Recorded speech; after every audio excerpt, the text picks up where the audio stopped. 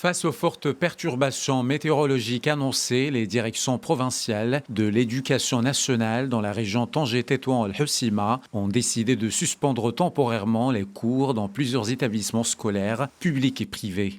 À Tanger-Assila, les cours sont suspendus le lundi 2 février, conformément à la note ministérielle en vigueur, sur la base du bulletin d'alerte météorologique et des recommandations de la cellule provinciale de veille, en coordination avec les autorités locales.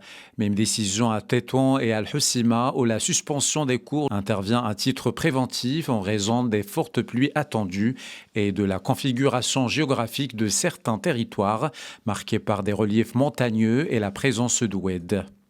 À l'arrache, la suspension concerne l'ensemble de la semaine, du lundi 2 au samedi 7 février, dans les établissements situés à Qsar el-Kbir, avec la mise en place de l'enseignement à distance pour rattraper les cours impactés. À Chefchaouen, les cours sont suspendus les lundis 2 et mardi 3 février, avec une évaluation continue de la situation météorologique.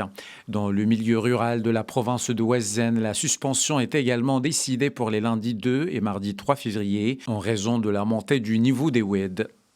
D'autres mesures ciblées concernent également les provinces de Mediaq, Fnidak et de Fars Anjra, où les autorités éducatives restent en alerte et ajustent les décisions selon l'évolution des conditions climatiques. Ces mesures préventives concernent également le cycle universitaire. L'université Abdelmalek Saadi a annoncé la suspension de l'ensemble des cours et activités universitaires à compter du lundi 2 février et ce jusqu'à l'amélioration des conditions météorologiques. La décision concerne toutes les activités pédagogiques et scientifiques, notamment les cours, conférences, soutenances et colloques, ainsi que les services administratifs dans les établissements universitaires de Tanger, Tétouan, Al-Hoceima, Larache et Qsar el-Kbir. Cette mesure vise avant tout à préserver la sécurité des étudiants, des enseignants et des cadres administratifs, conformément au bulletin d'alerte de la Direction générale de la météorologie et aux recommandations des commissions régionales de veille. Les autorités éducatives assurent un suivi rapproché de l'évolution de la situation météorologique et précisent que les décisions seront actualisées en fonction des conditions climatiques et des recommandations des cellules de veille.